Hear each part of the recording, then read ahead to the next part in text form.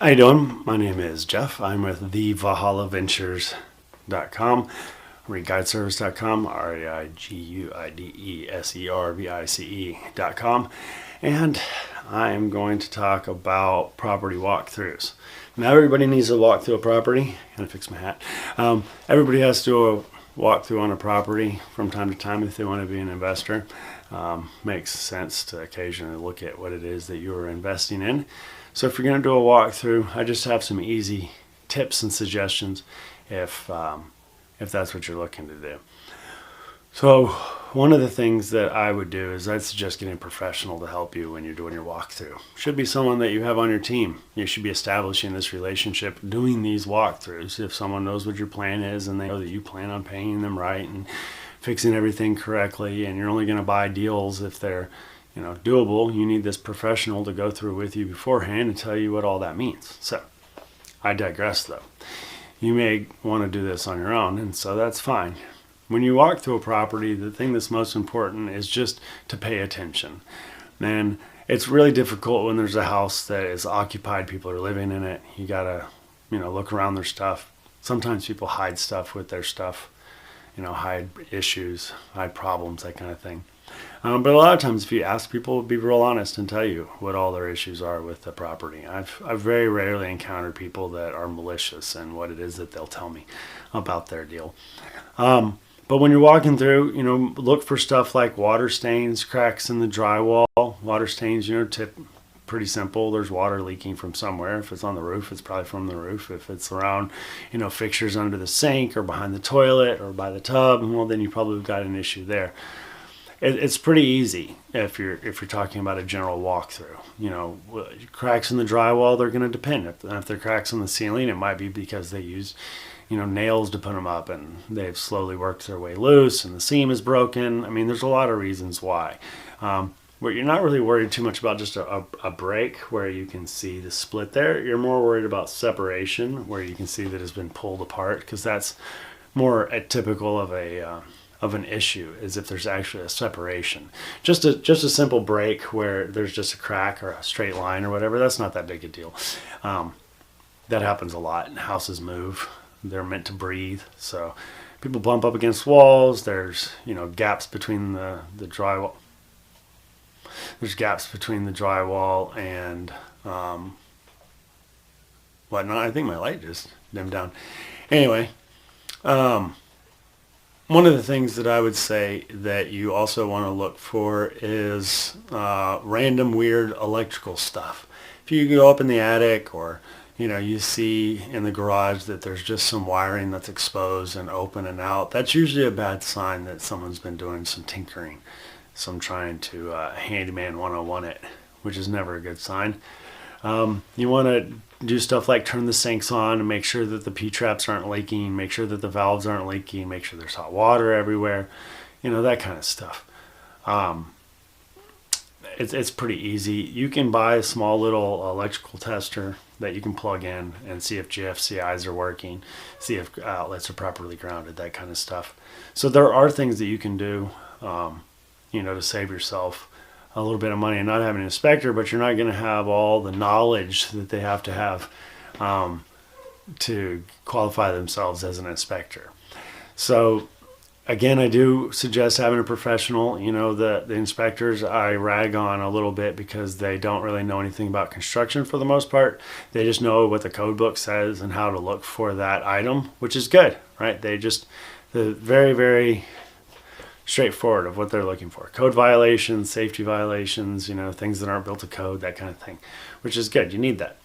But then on top of that stuff, it would take forever for you to learn the code. I guess you could go to school and learn all the code. But like I said, paying $300 for an inspector to walk it with you and, look at all of your grounds and, look at your electrical service panel. A lot of that stuff you can just open up and look at and see what kind of condition it looks like it's in. If it looks like it's, paint on it's all faded and the outlets have wasp nests built up all over them, it's probably an older one. That's not a scientific or mathematical research deduction there. But you can tell if a box is, older or whatnot. And then if it looks like it's in that kind of condition, it's not going to pass 100% code.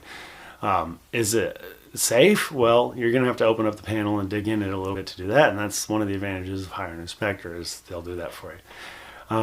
Run the AC system, run the heating system. I see a lot of people walk through properties and just kind of look at stuff. They go walk room from room, that kind of thing, but they don't really test it out at all. It's interesting. But, like I said, turn on the hot water, cold water, let those run in all the fixtures, flush toilets, that kind of stuff. Turn on the showers, let the showers run a little bit, see if you see anything wonky or weird when you do that. Turn on the AC system, let the AC run. You can buy a laser thermometer where you can test the temperature. And, test the air out by the vent when it first starts coming on, and then wait a few seconds or like a minute. Let the AC kick on and run a little bit, and hit it again with that laser and see what the temperature is. You're supposed to go across the coil with the temperature check, but I'm not going to dig into all that. But basically, if it's dropping in temperature, you know that it's semi-working at least, right? You can go up in the attic, look and see if ductwork is collapsed. Look at the condition of the insulation, especially if you're planning on keeping it as a rental property.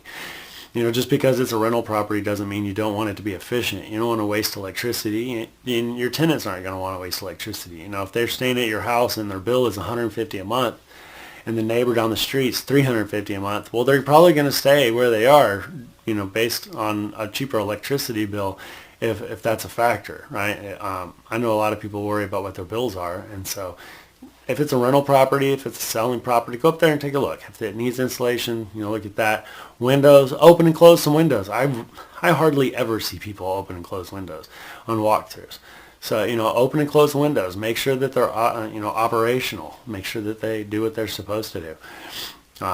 Check smoke detectors. Push the little button. Do the little test on it. Open and close all the doors. Make sure that they're square. If doors don't open and close or are sticking, that's a good sign that you might have some settling or foundation issues.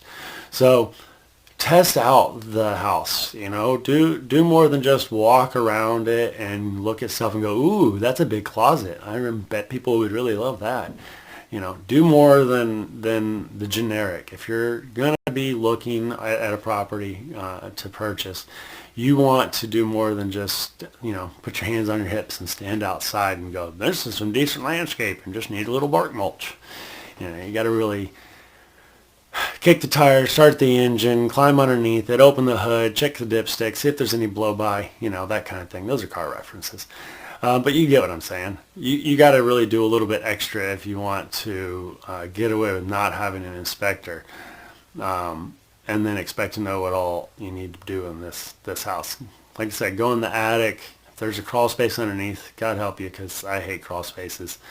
I love houses that are pier and beam. Don't get me wrong, or even on stilts, but I just don't like climbing under crawl spaces. It's not my favorite thing. But anyway. Like I said, electrical, flip switches on and off in every room, make sure things work. If you want to get an electrical tester to see if the GFCIs are in the bathrooms and kitchens like they're supposed to be, laundry areas, that would be great.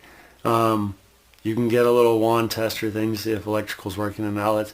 It's just how involved do you want to be? Don't be afraid, if you're looking at buying a house, to really dig into it. Just because you're not an inspector doesn't mean you shouldn't be opening windows and closet doors and checking up in the attic and doing all that kind of stuff. Look around. If you have any questions, take some pictures of it.